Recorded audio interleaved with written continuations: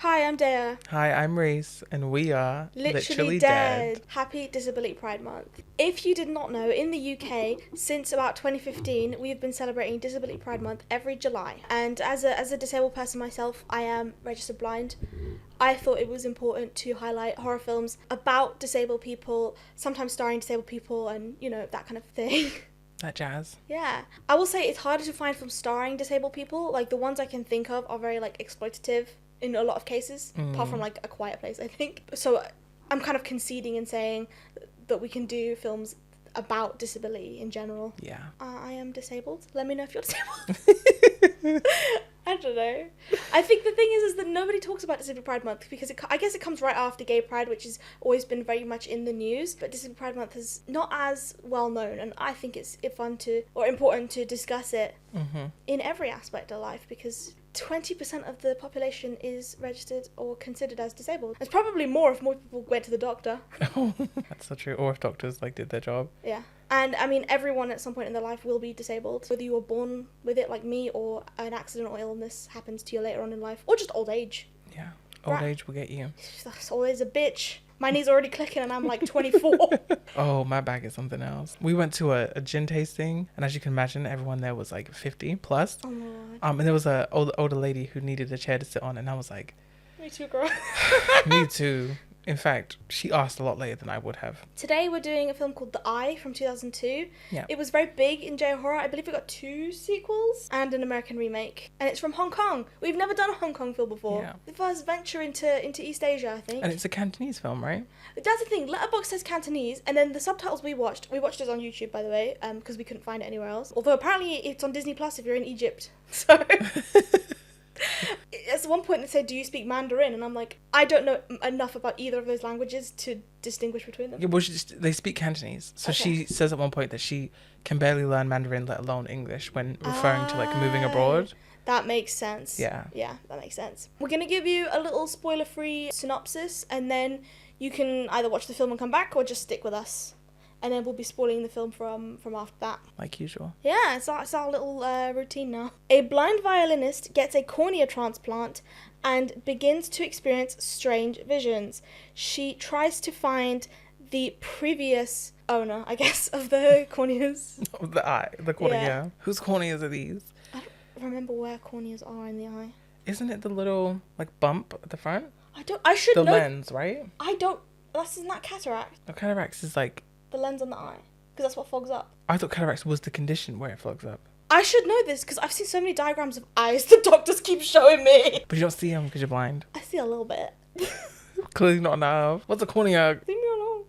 Yeah, cornea transplant, which is the lens over the eye, which you said before. Yeah, I had actually never heard of them before. I will say, when you're blind or have any kind of health condition, and people will ask you a bunch of questions that are vaguely similar, and because I only learnt about my own condition, I just don't know how to answer them. Wow. No, but I think because you want other people to be more informed about disabilities, but you're not even informed about other disabilities. Well, I know only the ones that are necessary or convenient. You're such a bitch. What disabilities are you informed about? Blindness. What kind? All of the kinds, because I'm aware that only actually 1 out of 10 blind people have complete blindness. Most blind people have a form of visual impairment. Like me. Even the more, I'm sorry if this word is sincere, but even the more severe cases of blindness, there usually is still shadowing. Yeah.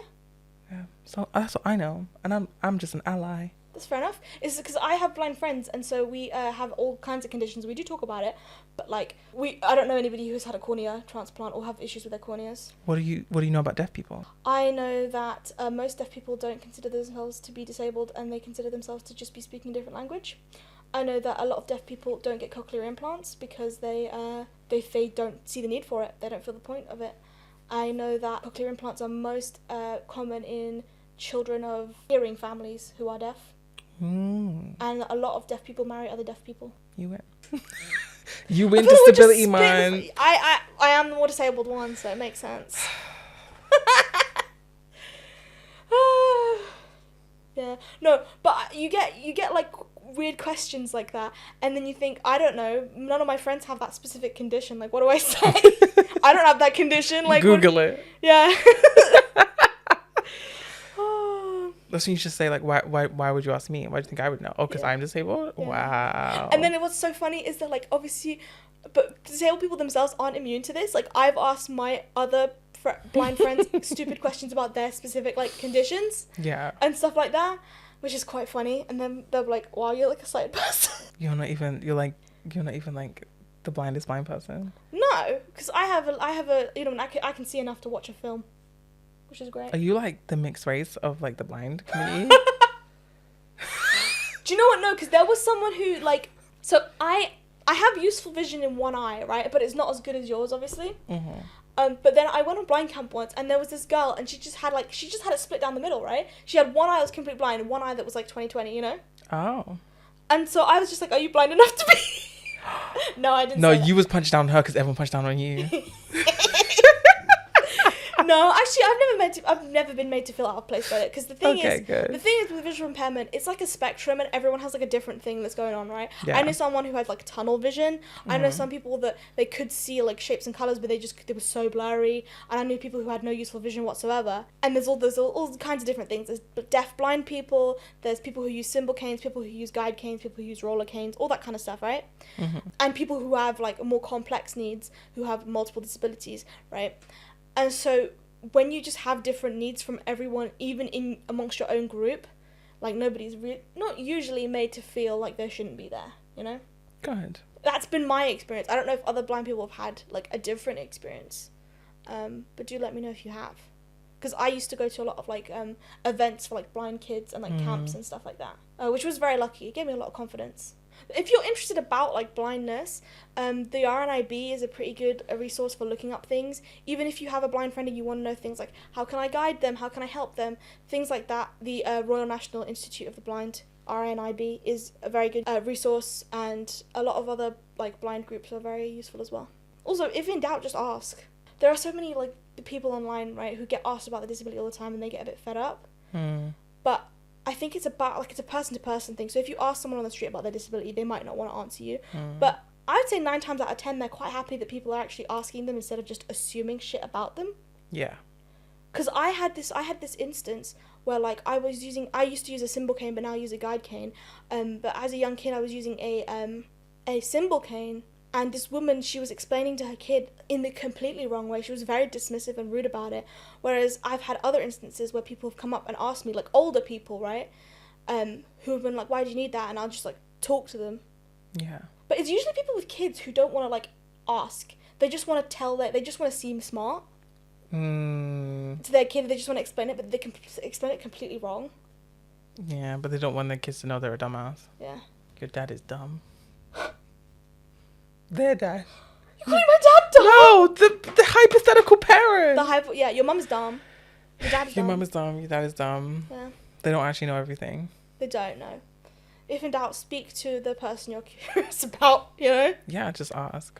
The worst they can say is no. Better than assuming. Yeah. Can say that much. Okay, we're getting into the film now. Oh my god, so it starts by her going to bed, which is, like, if you've ever been to, like, a film school, your screenwriting teacher will be like, never start a movie with your character waking up with an alarm clock. So they're like, oh no, we're just gonna go to bed now. Yeah, and actually, fun fact, blind people sleep. Yeah, we do. I sleep a lot. Maybe too much. And I thought they were gonna do that thing, because so, it's like, when she's getting ready for bed, you kind of see her, like, feeling around her house and getting ready and stuff like that. Yeah. And she, like, lies down and her eyes are, like, completely, like, kind of white-ish. And so I thought they were going to do that thing that a lot of my blind friends do, and apparently I used to do when I was little, which is sleep with your eyes open. That's like a big thing amongst blind people. But they don't do that. No, she just sleeps normally. Really? Why would that be, do you think? I don't know. I think it's because some blind people have a trouble distinguishing between like day and night cycles. So I had a friend who was on medication that would help him like distinguish between them. Oh, okay. Like put him to sleep a little bit. We're learning stuff. I just wondered because I feel like the obvious answer is like, oh, because like, you know, that the light doesn't come in, so it's no different than closing your eyes, but that doesn't make sense because it's like your eyes still get dry and you still feel your eyes. Well, I mean, some of the people who I knew who slept with their eyes open didn't have eyes. Like they had them taken out for cancer and stuff like that. So they had fake eyes, so they just wouldn't close. That makes more sense. You know, the body just doesn't give a shit at that point. It pretty much cuts to just her getting the surgery, right? Yeah, it does. Her name is Mun, and she gets the surgery. After she wakes up from her surgery, she's got bandages all over her, like, eyes. She has a cute moment with the little girl. Her name is Ying Ying, and Ying Ying has cancer, and she's constantly in and out of the hospital. I think she's, like, been in the hospital the last year or something like that. And she's going through chemo and a lot of other things. And they bond. Yeah. A little. It's a very cute moment. And very cute little girl. Yeah, and she says, oh, when I can see, I'll take you out to play. Yeah. And show you things, and that's really sweet. It's really sweet. And it's a pretty good child actor, I think, Ying Ying. I like Ying's performance, actually. Then they kind of experiment with taking the bandages off, so to kind of get her used to the light a little bit. But they say if it hurts too much, then you just put them back on and we'll try again tomorrow. Yeah. And that does end up happening. But while she's, like, taking off her bandages, her vision's, like, very blurry. I guess because she's, like, getting used to seeing for the first time in a long time. Yeah. And so you see another figure in the, like, distance. You see her mother and her sister, which we know are in the room. Her grandmother and her sister. Sorry, her grandmother's sister, that's true. But then there's someone in the corner. But can I just say, when they take the bandages off, first of all, we discover, damn, she's pretty. Yeah. But also, there was, like, nothing on her face that seemed like she had such an invasive, like, procedure. There wasn't a bruise anywhere. Her eye bags weren't even, like, dark. Yeah. There was just no sign of a stitch or a... Yeah, nothing. Yeah, it was a little like... I wouldn't know anything about eye surgery. I don't know if they do bruise, to be honest with you. But here's the thing, like, people just, like, bruise like crazy whenever you get, like, anything done. Yeah. But even, like, her eyes surely would be tired. Or they'd be... bloodshot. Yeah, redness. Yeah. There was nothing to say. She's just like a regular person. Yeah. It's like when someone gets, like, punched in the eye, they get, like, a bruise on their nose and stuff. And it's like, what the fuck? Or was it, like, conjunctivitis where they get, like, red around the eye and stuff like that? Yeah. Just there was no sign. And I was a little like, okay. Yeah. Okay. They just were too focused on keeping her pretty. But she was gorgeous. She was. So this does actually happen. Like, she finds it too overwhelming, too stressful to deal with seeing for the first time, essentially. And so they put the bandages back on and they're like, we'll try the next day. It's fine. Yeah. And the next day they do try again. And she has a little bit of a better time getting used to things. Yeah. She can pretty much see at this point. It's just a bit foggy. She looks at herself in the mirror and she has a cute moment with Ying Ying. She discovers she's pretty in the mirror. I like the mirror shot, actually, because they do this thing where they keep it blurry. They film her behind glass and they do this close-up of her fingertip on the other side of the glass, like pressing onto it. I don't know. I'm a sucker for that kind of shot. Okay, call me basic, but... Yeah, that's cool. But also, imagine discovering you're pretty. Like, imagine that moment, like, you finally get your sight back and you're just like, oh, thank God I was gorgeous this entire time. Right? Could you imagine, like, finally seeing me, like, damn, shit. You know what I mean? Yeah, absolutely. It's like a gotcha. But she pulled a 5-star. She pulled a 5-star. She has a cute moment with Ying Ying. They, like, take a picture together on her camera because Ying Ying has got, like, a cute little pink camera. And then she goes to sleep and then she wakes up in the middle of the night and she, like, can hear something. So she goes and has, I think it's like a moaning kind of sound, right? Yes. And she sees someone across the room. Yeah. The old lady that was there get out of her bed with someone, like, holding her hand. A man is with her. And he takes her out of the room. Mm-hmm. So she follows them out and, like, it's quite creepy because at one point it's, like, the old lady's, like, circling her a little bit. Yeah. And she's like, what's going on? She's kind of having a little bit of a freak out. And then there are all of a sudden other people who appear. Yeah. All seem to be patients. They have kind of like a blue tinge because, mind you, at this point her vision is still blurry, but they're just coming in and out of vision. She sort of comes to and all of those people she was envisioning disappear. Well, next day she finds out that the old lady across the room from her died last night and was taken out. And she said, well, that can't be. I saw her last night. Like, she was, like, doing her thing. What do you mean she's dead? There was a man who came to see her and they were like, there was no visitors. So obviously we're like, she saw a ghost. Spooky. The next day she goes in a taxi home and she just sees a guy standing in the middle of the road, like, for no reason, which is another, like, spooky... on, like, a highway. Yeah, she's like, he's, like, standing in the middle of everything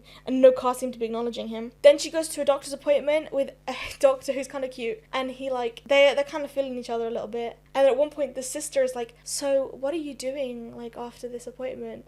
And he's just like, oh, well Mun is my patient, like, and she's just like, great, you can take her home then because I have a plane to catch. He thought she was lying. He really thought. He was like, well, I'm free this evening if you want to pick me up at 8. But can you take my sister home, please? Thanks. She's like, I gotta work. So she was going to work. But actually, you're right. Because their dad lives in Vancouver, so I assumed she was going to visit him. She was going on holiday. Which, a bit sensitive. I guess so. But it's like, she could have booked that holiday, like, months in advance, you know? I guess, but, like, your sister just got her sight back, and the day of you're just abandoning her, or second day of. I don't know. Maybe something happened. It doesn't really maybe they're not as close as we think they are. Yeah, maybe it's a friend and not her sister, and we just did no, because her grandmother refers to her as her sister. Oh, okay, fair. Now Mun is at home. She's kind of watching home videos with her grandma of them when she's very little.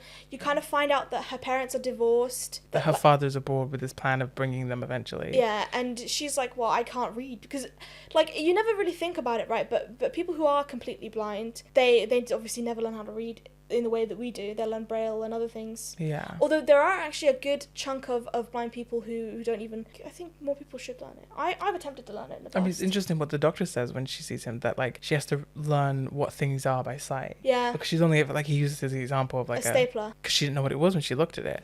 I think that was such a fascinating thing. I will say also, it was, like, really a weird thing to imagine when she was watching these videos of her as a child, because obviously that entire time she was blind, she had no visual idea of what she looked like, what things around her looked like. She went blind when she was 2. But she's re-experiencing her whole childhood in that moment, but, like, visually, and that was so weird to me. After she's watching these tapes, we also... Oh, yeah. So she gets a knock at the door. Yeah, and she answers it, and it's a little boy who says, like, I'm looking for my report card. Did my report card get delivered here? But that's all he says, right? Where's my report card? Do you have my report card? Yeah. That's it. And she's like, oh, no, I don't. And her mother's in the other room, like... Her grandma, sorry, I keep saying that. Well, you know, that's a form of mother, okay? Her grandmother says, like, oh, who's at the door? Oh, it's this little boy. She says, oh, he's pranking you. Leave him alone. Yeah, go. But he keeps popping up when she's in that building. She's a violinist, as you heard in the synopsis, and she actually plays in a blind, visually impaired orchestra. And they do, like, a little practice performance, and they speak about, like, their charity Christmas show and what's happening. And then she goes to speak to her... director. To her director, and she's like, I didn't get my practice schedule. And then he says, look, we love you, but, like, you're not blind anymore. He doesn't say that in those kind of words. He says maybe you can find another way to be involved with the group. Yeah. Maybe you can help the other members. Or be a coordinator, or maybe you can find a job for you at the centre. And then she's just like, well, I really want to perform. I've been practicing really hard. Like, I don't feel... I mean, speaking of what we're talking about, but being made to feel not blind enough and invalidated in a space, and that happens to her. Yeah. Which I get it, but I didn't understand why they wouldn't just let her perform the final big showcase. Yeah. Absolutely. You know, make it her farewell, if anything. Absolutely, yeah. We don't really get that much of the orchestra. She does play violin later on. Yeah. But it would be interesting to see how, I guess, she's trying to adapt to living or performing with a sighted audience. I don't know, orchestra, you know? Agreed. We also get representation of albinism. If you didn't know, a lot of albinos have visual impairments. So then she goes to bed, and we get a dream, don't we? A nightmare. Mm-hmm. And she has this waking nightmare where she's in and out of sleep, and her room seems to be transforming into another one. Like, it's almost like an overlaid image. It's just morphing into another room. It's quite scary. Mm-hmm. It's a little freaky, but it's interesting. Can't tell what's happening. Is she having a vision of, you know, something that's being beamed into her by one of these weird ghosts we're seeing? Is she seeing visions from the person who owned the corneas before? Or is she, like, even seeing the past, you know? What's happening here? We don't know. But it's a fun thing to think about. Could you imagine, though, your room just changing like that? I'd love, like, imagine, like, decorating your rooms was just like that. Just have a ghostly vision, and all of a sudden your room just morphs into a different one. You'd have to, like, link it with your psychic power somehow. Yeah, but the furniture would be free. That's my main point. Oh, your ghost furniture. Imagine you could just, like, look at, like, an IKEA magazine and just like... If I could do that, I would not be looking at IKEA magazines. I'd be looking at the fancy shit. I guess, but the IKEA stuff would, like, have already pre-designed rooms. So it's even less work. I guess so, but I don't know. I have a very distinct style that I want for my house when I'm older. That's fine. You won't put the extra work. That's good for you. Yeah. But I want this power because I want to do it lazily. And so I'll do the extra level. Fair enough. And IKEA's fine, girl. Okay. No, I like IKEA. I have lots of IKEA stuff. But I'm just saying, if I could just magically look into things and get any furniture I wanted, I would not be looking at the cheap stuff. I'd be looking at expensive stuff. Okay, yeah, no shit. Okay, I'd be looking at gold bars. My God, it's a stool. Be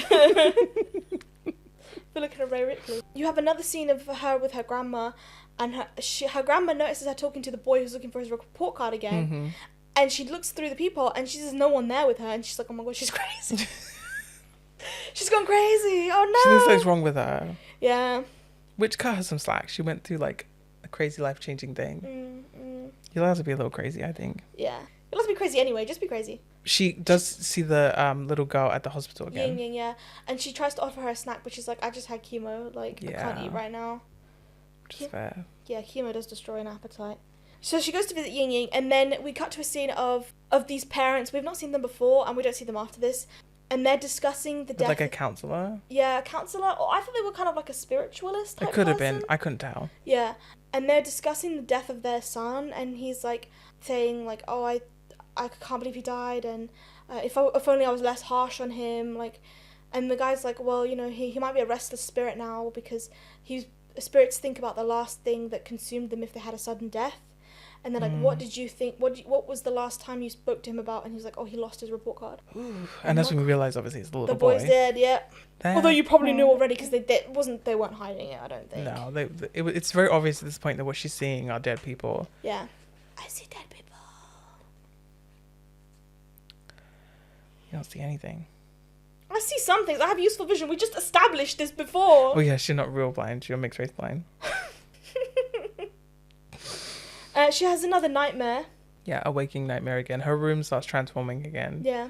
We thought it was like going back in time at one point. We were like, oh my god, it's a time loop. I will say there's not that many crazy interesting things that happen in this film. It's a kind of slow film. It's kind of that thing with like early 2000s Asian horror where it's like less jump scares and more like you notice something in the background. It's very eerie. Yeah. And it's unique in the way that bad things happen during the daytime as well, like while you're in public. Yeah, I think there was this era of film which like obviously like East Asian films were doing this at the time in the early 2000s as well. But I think this happened in a lot of horror films. Yeah. Where they all had that same sort of like blue-green tint over them. And there was a lot of like very easy daytime thrillers and horrors. Yeah. Because it almost didn't even feel like daytime because everything is like that very like metallic green and blue. And this is one of those films for me. I wonder if they shot this on digital. It feels like it a little bit. But it's like the early 2000s were so like kind of grimy. Yeah. In a very like unique very way. Saw, very Matrix. Then she goes to a calligrapher to learn how to write. Obviously, if you're learning to read and write, is it Cantonese? Yeah. They have lots of like characters and stuff. So I'm assuming calligraphy is like an interesting way to learn it. Yeah. Also, it's probably just like she's like exploring things that she never thought of ever exploring. Oh yeah, absolutely. Yeah. But while she's doing the calligraphy, she sees a ghost girl in the corner who flies at her to she's attack like, her. why are you in my chair? Why are you in my chair? Yeah. She's obviously she has a panic attack. And she just like runs out of there. Yeah. But importantly, the ghost like walks into her and she like gets like an electric shock. Yeah. And spills the ink everywhere, which... Yeah. I would have been so upset if I spilled ink. Inconvenient as fuck. Imagine how much that would stain. I don't know actually, because it's like a watery ink, isn't it? Yeah. Because it's like an ink stone that they wet down. I don't know how ink works. Well, like calligraphy, like the type they were doing. Yeah. You know, I don't even know. Why am I talking like I'm smart? So she tries to go to the doctor because she's had this experience, but he's out. I'll come back at 5. I'll come back at 5, so I'm going to go get some lunch. And then she notices these, like, ghosts, this, like, mum and child. Yeah. And the mum is, like, licking the meat. Yeah, with this, like, weird ghostly tongue. She's just licking at the meat. And then she meets this, like, waitress who's like, oh, yeah, you see them too? Yeah, they come around every day. They used to be like married to the shop owner. He keeps thinking that they're gonna come back, but like obviously they're dead. Yeah. But most of them don't want to be seen, but some of them do. And so I said this to you at the time, and I was like, if this was an American woman, she would have been like, "You're psychic too. Can you help me with my ghosts?" But instead, she's just like cool and walks away. Yeah, and the waitress or whoever this was just walks away. We never see her again. Yeah. This is the only person really who you can who like seems to understand exactly what she's going through, like seems to see them as well. This is a fellow psychic, and she doesn't follow it up. No. What do you mean you've just seen this crazy ghost that no one else can see except for this woman? And she says, "Oh, you see them too? Yeah, they're dead. They're dead people. We see ghosts." Never see her again. Never see her again. Especially later on, she does start to investigate what's happening and like, etc. Yeah. She doesn't think, "Oh, let me go back to that restaurant. Yeah. See if that lady's there." I don't know. It irritates me. Yeah. It's the first time, like you said, I've ever just been like, I wish she was American, so that she would have just like followed up. Yeah. She was so polite and just like, "Oh, thank you." Like, I won't ask any further questions. Then she's walking back and she sees a little boy who like runs past her. She's like a Londoner. And then there's like loads of people like going, "Oh my god, what's that?" And she goes in to look at it, and it is the little boy's dead body. She sees he's had an accident, and she sees the little boy being led away by like the Grim Reaper, the Spectre of Death. I like this shot because, I mean, you just described it, but specifically the fact that we see the boy casually before and there's no context to it. And then we see that crowd of people over the body. She gets closer and closer, and then we see it's the same boy. It's kind of one of those, like, we were watching the other day, those, like, retrospective jump scares. Oh, yeah, we were watching a Vanity Fair video about jump scares. But it's like something you've seen before wasn't scary until you get this new information, and all of a sudden it recontextualizes what you saw before. I think that's a cool tool to use in horror. I think so too. I think it's fun, especially like it makes the film linger longer in your mind, and then when you watch it again, you can be like, oh, that person's dead, or oh, they do this because of this and that, and something I actually want to use more. Yeah. Absolutely. But the doctor is actually also looking at this like scene that's happened before them, and so she goes to him. She does tell him about the ghosts. And he's like, I can help you. Oh, the doctor. Yeah. She goes back with the doctor, and she starts talking to him about the ghosts, and he's just like, oh, I'll try and help you. Like, there's a specialist from the States who's like now in Hong Kong. I'll a professor. Yeah. And she's just like, how can you help me if you don't believe me? Yeah. She pauses for a second, and she's like, that's such a shit. Yeah. I know you think I'm crazy. Like, you're just lying. You're not gonna let me lock you up. Fuck. I'm not gonna get locked up because of this. Absolutely not. She's like, just kidding. Bye. No, she doesn't say that. She's like, no, she doesn't. She's like, you don't believe me? Fine, fuck you. And me to my therapist when it gets too serious. Oh no, I was just joking. She goes home and she sees her grandma's like burning stuff in the front like of the house, apartment building. I think they were speaking to a spiritualist, and I think it had something to do with the little boy. Yeah. I think they might have been burning either his report cards or something to try and release his spirit or something. Yeah. I can't remember. It was there was a lot of information happening.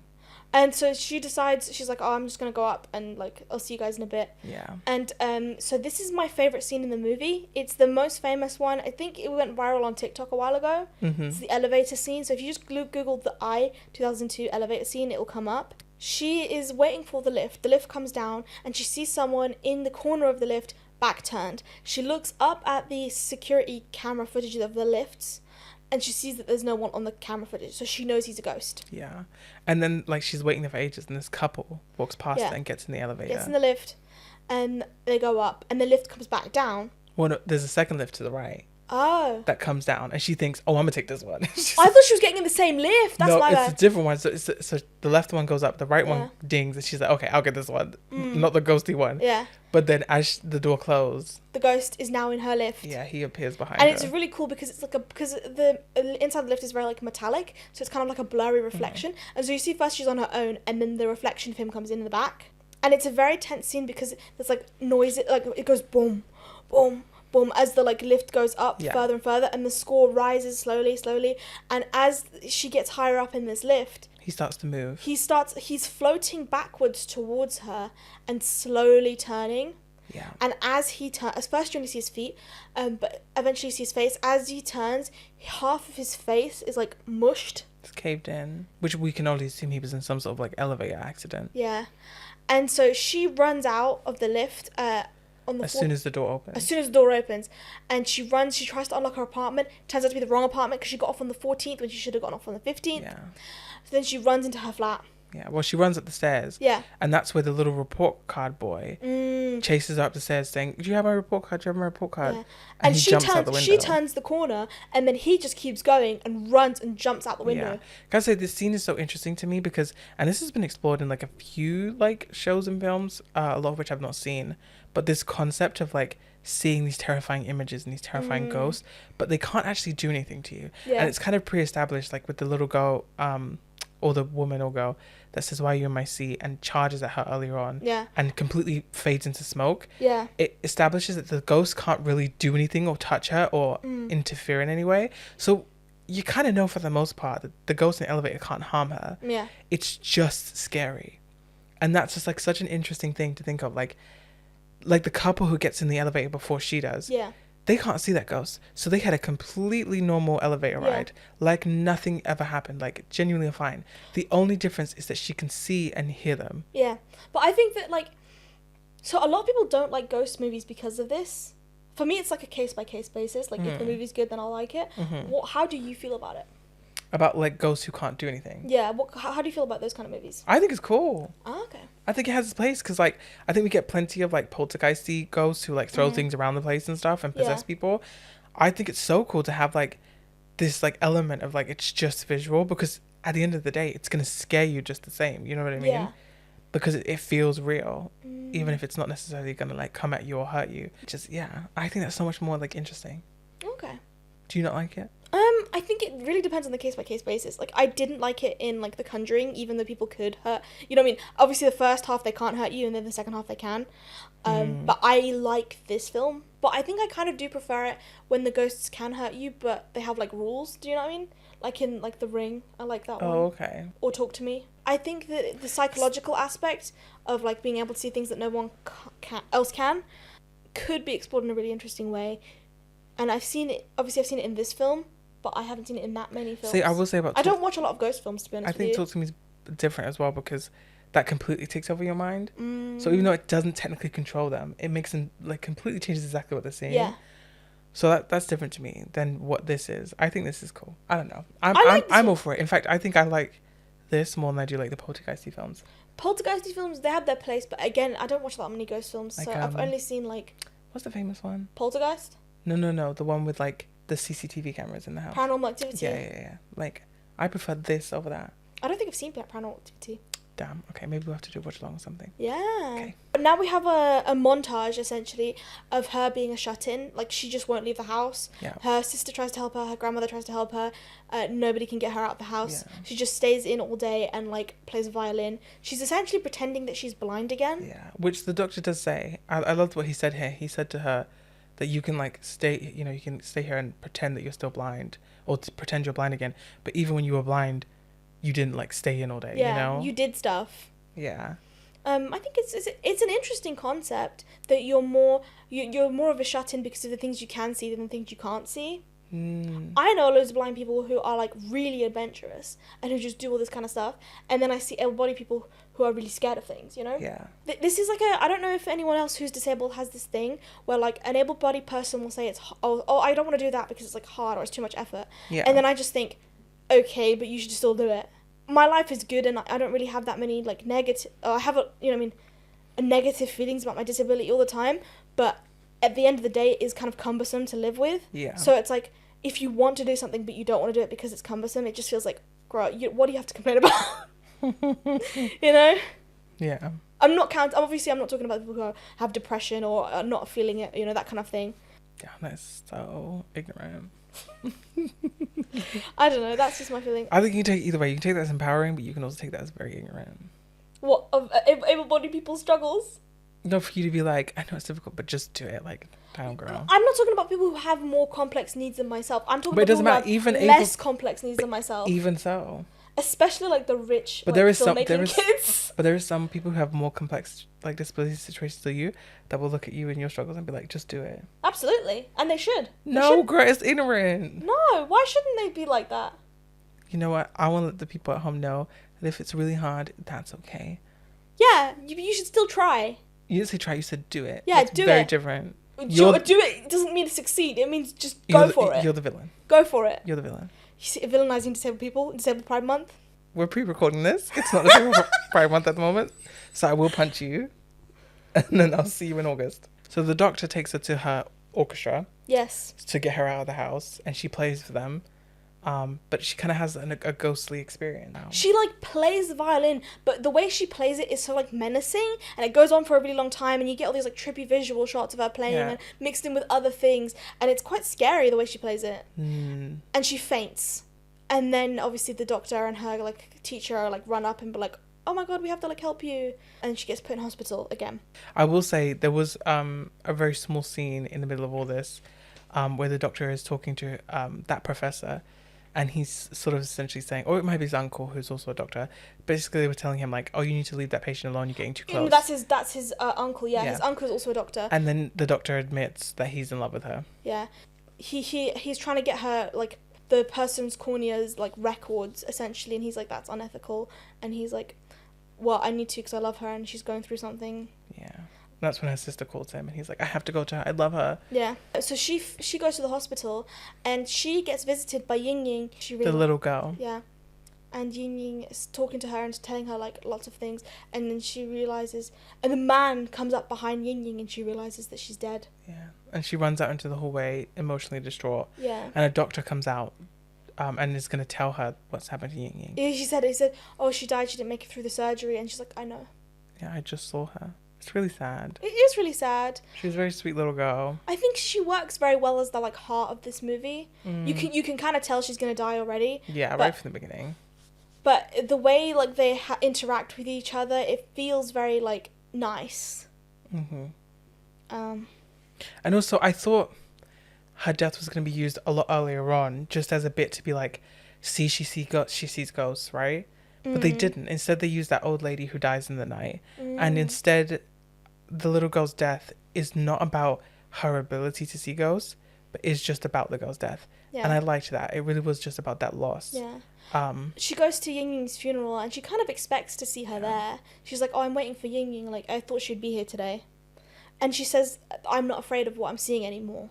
Exactly, which is, like, a really powerful point. Yeah. And I also think that's getting to see her after she passed away and getting to say goodbye and seeing her, like, at peace. I think later on in the film, at the end, she does say that, without, getting ahead of the story, she says that the whole situation with her eyes and getting this ability to see ghosts allowed her to see beautiful things. And I think this is one of the biggest things. Yeah. Getting to see this little girl after death and get her proper goodbye was a gift. It was getting to see Ying's face was a gift. I think it's also kind of notable that, like, she's having very kind of human reactions to this, like, surgery, or not just to the ghost thing, but also to, like, being a little bit overwhelmed by all the things that she is seeing and being afraid at first and then understanding the beauty in that.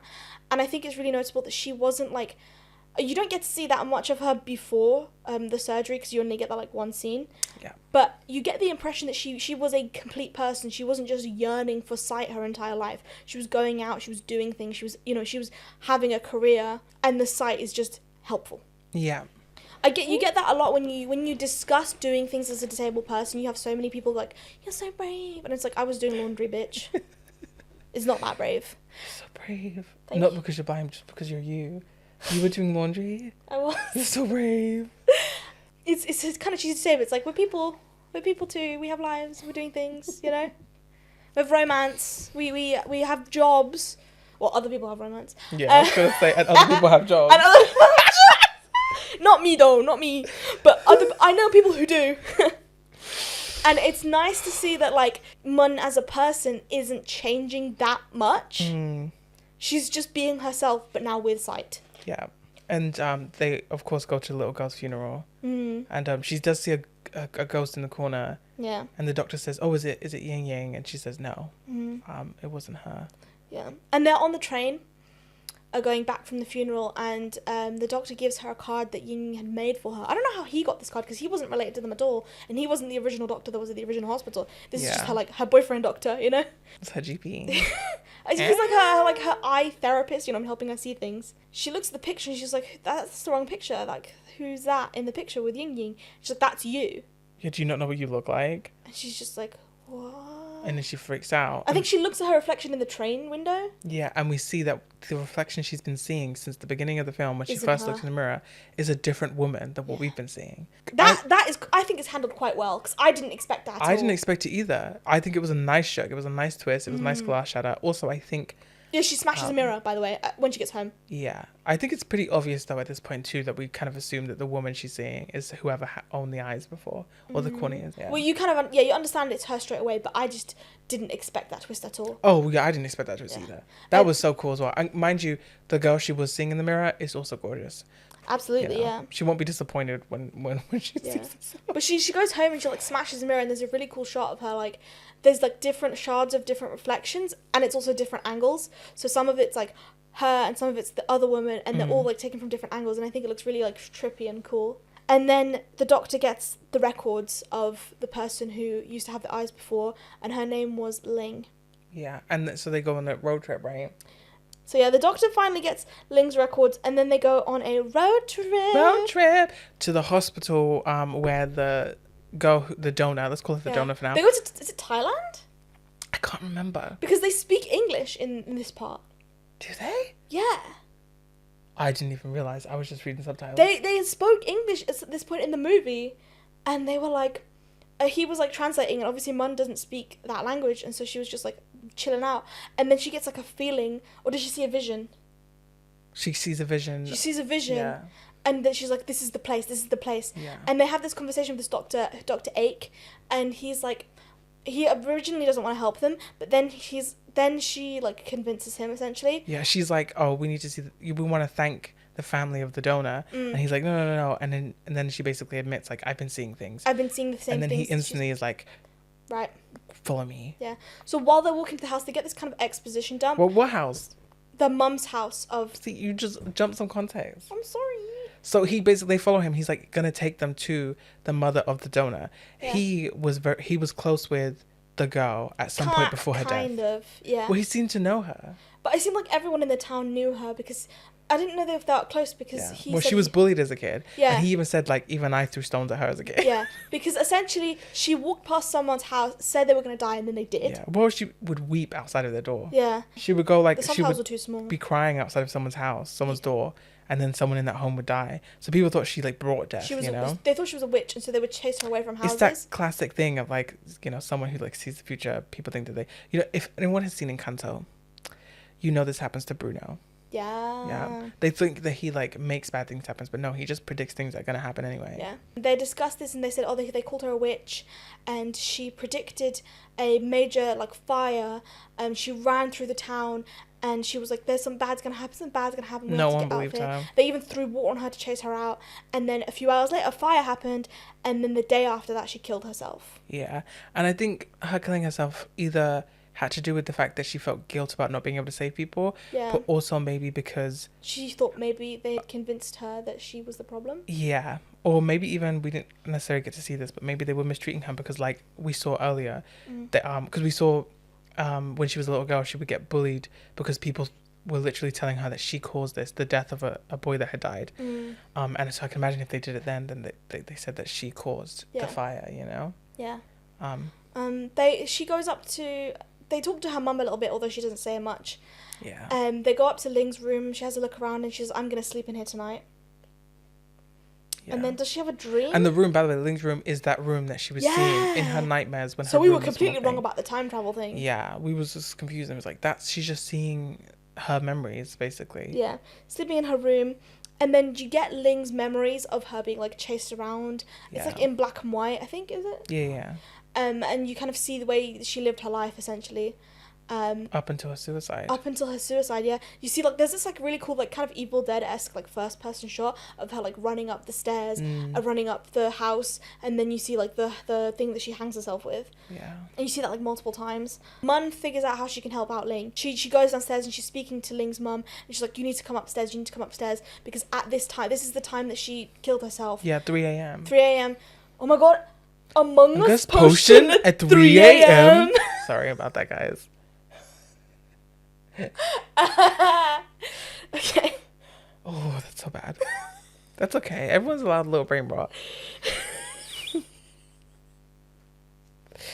Oh my God. The mother is unresponsive. She's a little emotionally dead. I don't want you to do... I'm not going up there. I won't go up there. I won't see her. I don't think she's gone up to her room or maybe even upstairs. Yeah. Since her daughter died. Yeah. And that's got to be pretty recent because organ harvesting has to happen super quick. Yeah. But then she goes back upstairs, Mun, our main character, and then it seems like she's possessed by the spirit. Of Ling, yeah. Yeah, of Ling the donor.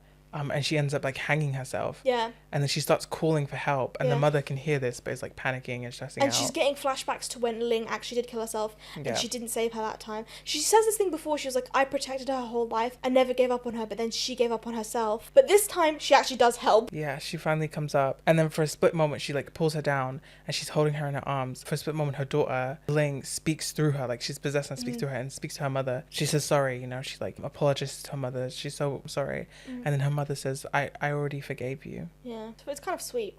Yeah. They go to Ling's grave the next day. They have a very peaceful time. Yeah. And then it seems that her spirit's at rest now. Yeah. They kind of have like a peaceful like trip back. I think she can also see herself now in the mirror. So Ling is gone, but the ability remains. Because you see this when they get stuck in traffic on the way back. Well, can I just say, there's like a pause in this film here, and it feels like this could have been the end of the film. Yeah. But then there is like you said, it just suddenly... I think that it should have ended here, to be honest with you. I agree. But it cuts to this scene of her and her cute doctor boyfriend on their way back on a bus because he's brokey. No, I'm joking. That was so bad. Sorry. Maybe they just didn't bring the car anyway. They're in a foreign country, Yeah. But they're on this bridge that's been stopped. Everyone's in heavy traffic. Yeah. And she starts to see these almost like spirits. Yeah. Like phasing past. It seems to be like a lot of them, like hundreds of them, phasing past the bus. And she's like, oh shit, something's bad's gonna happen. But they're like half-formed spirits. They're not like fully faint spirits. And she gets off the bus. She explores. She figures out what's happening because there's been like a gasoline truck that's leaked everywhere. Yeah, it's like crashed and turned on its side. And then so she's like, oh shit. So she starts running backwards. She starts slamming on people's car windows and doors. Like, you need to get out. Mind you, okay, now we have to talk about this. Yeah. In this scene, they give us shots of all the different people who are on this bridge. They're on a bridge, right? Obviously, we're realizing, we've all seen Final Destination. Yeah. We know that tank is about to explode. And I kid you not, this was the most like, they were really like... so goofy. Everyone was on this bridge. We see shots of the different cars and buses and who's on them. You have a band. You see a band who were out of their car playing their instruments. Because they're stuck in so much traffic. And look how joyful and fun they are. You see a newlywed couple. Yeah, in her fucking wedding dress. Her wedding dress and his tux. Like literally like you see a bus full of school children. You see old people, you see babies. You see you know what? I half expected to see like a bus full of nuns. Where were the nuns? There were definitely nuns. Yeah. It's like even Final Destination, when they showed, because they have a bus crash scene in one of their movies, I think. Even that scene isn't like as goofy. It genuinely, they were like, oh, this is a really sad. I'm surprised there wasn't a fucking basket of puppies. A basket of puppies, like a truck full of orphened babies. The word goofy. It looked so goofy. They're like, there's children. There's a freshly married couple. There's a mother and her baby. There's a joyful band. I swear there was a pregnant woman as well. Probably was. And there was one cute little rat in the sewer. Oh my god, yeah, they even showed the rat. Right after all the people, they showed the cute little rat waiting in the sewer. Yeah. It was so fucked. Anyway, so she's running around, banging on car windows, having a little clip show of, look, she's banging on the newlywed couple. She's having a look at the school bus, telling them to leave. No one gets out. They all think she's crazy. She's like, they're one person even like looks at her, looks away, and then just goes back on their phone. Yeah, she's having a phone call. It was so funny. Yeah, and then there's a crazy bitch. Yeah, and then the boyfriend doctor, he wakes up and he like runs out of the bus because he was asleep. Yeah. He runs out of the bus to look for her. She's like running and crying, and she's like, no one's listening to me. No one's listening to me. And then he sees that things are exploding, and he like pushes them down on the ground so they're not facing the explosion. And there's a bit of a CGI scene when we see the explosion, which is interesting because they never used CGI before. Yeah, everything explodes. For some of the ghost everything. scenes. It kind of goes like chung chung chung, like coming forward. And the flames are coming towards her, but obviously, as you said, he tackles her to the ground. Yeah. And then we see each of the groups dying. The flames go over them. Yeah, you see each of the groups dying. We see the school bus get engulfed in flames. We see the married couple get engulfed in flames. We even see the rat getting like blown up in the sewer. There's fire going into the sewer. Down the pipe. So fucking goofy. They all die. But I will say, before he tackles her to the ground, there are some particles of glass that end up in her eye. Oh, I thought they just went past it, but yeah. No, I did like a close up. Yeah. And so obviously like, oh my god, her eye's okay. Yeah. Obviously the flames go away. Her and the doctor boyfriend are a little injured, but they're fine. Yeah. But her eyes are bleeding. Yeah. And we realize, oh shit, she's been blinded again. She's been blind again. And the next scene is she's like narrating, and she's like, I don't resent Ling because she was just trying to like get help, and I saw what she saw, and I went through the same thing she said. I'm not afraid anymore. And she says she doesn't regret it because the time she did get to see, she saw beautiful things. She saw beautiful things, and she's happy now, and and she was okay. She's okay being blind, you know. And she's walking to the streets alone. Yeah. But then at the end of her walk, she sees the doctor guy, and they're still together, which is so cute. Which is a nice, I guess, end to the movie. There is something to be said about like blindness being like the equilibrium. Like if you've done film studies, like the hero's journey type of thing, where like it starts and it has to start and end at a very similar place. Yeah. And so blindness being like the baseline is kind of interesting, because you get a lot of movies where like they cure like someone's disability, Yeah. And that's seen as the good thing. Whereas in this one, sight was essentially like a vessel for the plot to move forward in. Yeah. As opposed to like disability, which is usually just a plot device in a lot of horror movies. And I like that she's 100% content going back to being blind. Yeah, because she was a fully formed person. Exactly. I love that. Especially because what the story kind of does is it paints sight as something that had pros, yes, but also had drawbacks. Yeah. Just as much as her current situation, obviously living blind, did. And so it really was like balancing, like not saying that like, you know, sight is like so much more important, or like life without sight is like nothing. It was, as she said, I saw some beautiful things, but she also like saw some terrifying things and like experienced some horror. And I think that like was a nice balance. I'm glad it wasn't just like, oh, she's missing out on like, oh, it was so amazing seeing and I wish I could see again, but I'm okay, I'm content. Yeah. It really was just like, I think it's nice that she also got to see, like, do you remember that TV show, was it called You Can't Ask That, right? They had an episode on blind people, and they essentially would go, if you could see one thing, what would it be? And a lot of people said their loved ones, or like very mundane items. I think some guy said like a sheet of printed paper, which was so funny. And she gets to experience that for a short time, but then again, like everyone becomes disabled at some point in their life, right? Yeah. And she goes back to that, and it kind of almost feels like going home, you know, like she was supposed to be. It was like the end of the journey. Yeah. I will say, I'm glad she got to see how cute her boyfriend is. Fair enough. Just so she knows, you know? Just so she knows that she's not married an uggo. Yeah. There's also something to be said, like, in a lot of movies, blindness is the plot device that people have to go through. Like, in The Village, they give her, like, a magical, like, sight power. In Wait Until Dark, they use, which is a 1960s film, which is also very good, they use her sight as a kind of handicap in a way because she's being pursued by multiple people. In Don't Breathe, they use it for the villain, where he is like listening out and he's so good at hearing, because of his like military training as well, that he can just track people down and he just turns the light off to make everyone have an equal playing field. And I like that it was kind of reversed in this sense, where it was like, now you're sighted, you get the magical sight, and you have to use that now. And also, to simplify, like, the fact that the horror was being sighted. Yeah. The horror wasn't being blinded. The horror was being sighted. Absolutely. That's crazy. Yeah. That's, you know, that's very unique. That's really cool, actually. Yeah, I quite liked it. It deals with a lot of things that people don't think about with, like, disability. Because a lot of films that have disabled people don't deal with, like, the community aspects of it, or the drawbacks of, like, suddenly having loads of new, like, being overwhelmed by a new sense that you didn't have before. They kind of treat disability as separate from every other part of your life, whereas it really does affect everything. Yeah. Also, like, when we were seeing her living blind before and after, she felt like a blind person. Yeah. Like you said, like, because of all those things that they showed, it felt like, oh, that's a living blind person. Yeah.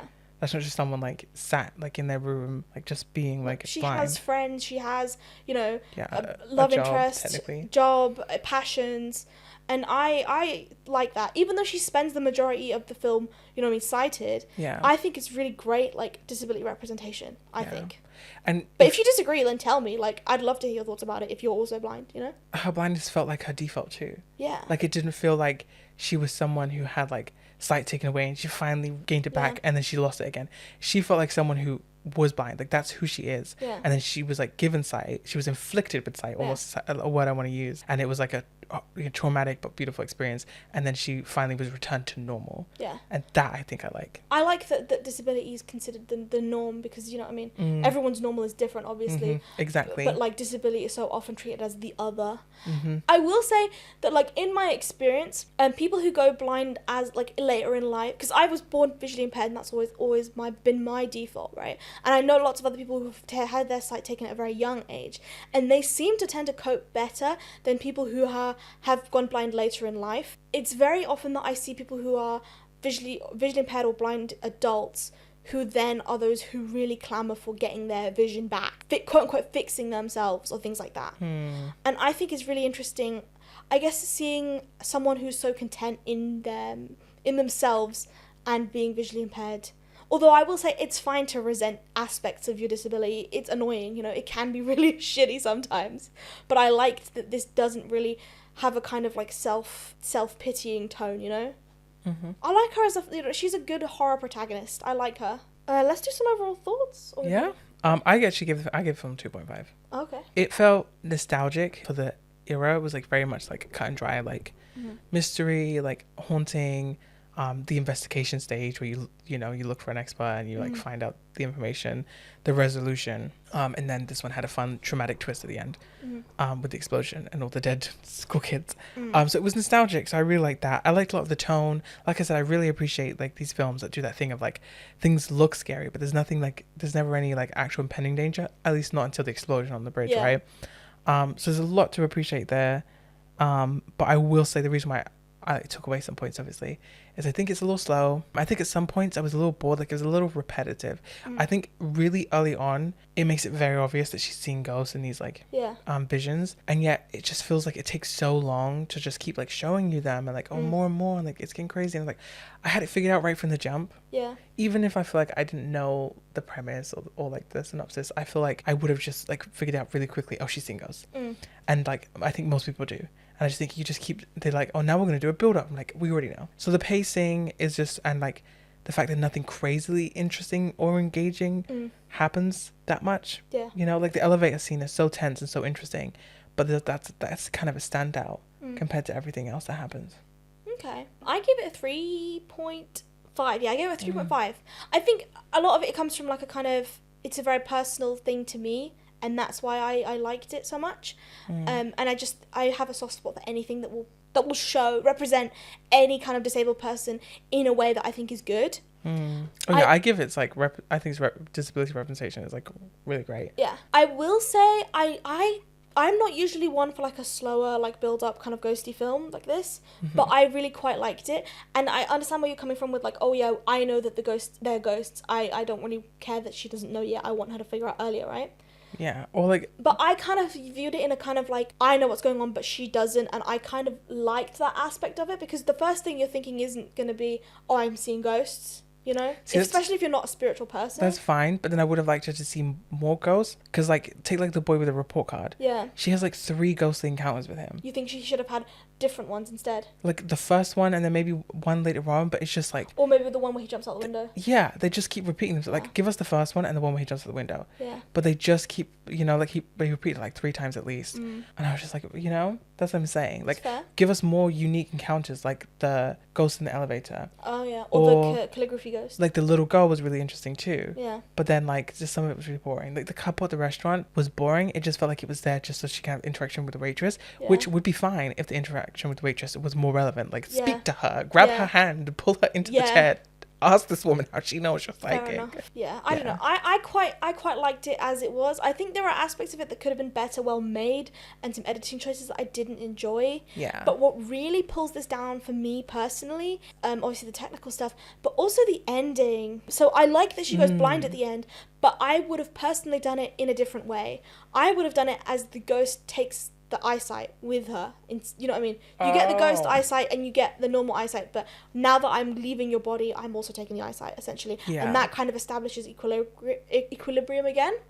I see, because she's truly giving back everything to the spirit who's now passing on. Yeah, that's what I would have done personally, but and I think that the ending is just so like abrupt, like not the ending, but you know what I mean, the explosion scene is just so abrupt. Like, it doesn't have that much good build up, I don't think. I think it's really goofy and the CGI is bad, and yeah, I don't like it that much. Yeah, I agree. It did just feel like an excuse to blind her, and also to like give her a parallel experience to the girl, which I get, like the parallel experience. Yeah, it's interesting, especially because like to experience the same thing. Yeah, but it annoys me because we've already finished, is it Ling was the donor, right? Yeah. We finished her story. Yeah. Her spirit moved on. She had her like big moment with her mother. Yeah. Got to like feel forgiven, got to be released. So why do we now, after that, like lovely, after her gravestone moment, now after all of that, we need to do this parallel experience moment. We've already finished, that spirit has gone to rest. Yeah. Why are we like reliving her trauma? Like,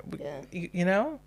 I also think that you could have, if you wanted her to have a parallel experience, you could have had a lesser one, essentially. So you could change that scene where she sees the little boy walk past, and then there's like that you see him already having the accident. Having had the accident, instead of doing that, you could see him run past as a ghost, and then you see the accident actually happen in front of you. I think that would have been a kind of suitable parallel experience, but to a smaller scale. Or, to be fair, that wouldn't work because he wouldn't be dead until after the accident. But you don't mean like the swooshy ghost thing? Oh, the faint... Yeah. Yeah. When it's... The pre-ghost is like faint fog. Although I do like that scene as it is. It's just that's how I would, if I wanted it to have a parallel experience. No, I agree. But I don't think she needs a parallel experience, to be honest. I don't think she does. Or I would have just done the bridge scene a little like before the resolution scene. Oh, okay. Because then it could have made her feel even closer to her and want to seek her out even more. That's interesting. And then obviously don't blind her then. Yeah. And then just blind her at the end when the exorcism sort of, not the exorcism, you know what I mean? Yeah, I know what you mean. When her spirit moves on, then blind her like that. I think that would have just worked better. Interesting. Because I feel like we just got this emotional resolution. Yeah. And then it was like, now bringing these feelings right back up. Yeah. It was just irrelevant and unnecessary. But I give it a 3.5 because I just like it a lot. I have a thing for the early 2000s. I love the like cameras and it feels tactile like watching the film, you know. I know what you mean. And I just love that. And I don't like that many ghost movies, so I think that I saw a good one with good disability rap and I was like 3.5. Fair enough. Well, what did you think of the film if you've seen it? Yeah. Have you watched the sequels? Should we cover the sequels or the American remake or both? I would actually like to rewatch the American one and see how it compares and what they change. Yeah. I'm really curious how they like. I want to see what they do in the sequels. Oh yeah. Do they just keep giving her cataracts, or do they change it to a different? Or maybe it's a different character. Cornea, sorry. Anyway, I guess we'll see. Yeah. Right. Well, thank you for watching and listening. Thank you. What are you doing for disabled people this month? Yeah. What are you doing? Give me 20 quid. Leave them alone. Look into it. Look into the the. Yeah. What is your favorite representation of disability in horror? What did you think about The Eye if you've seen it?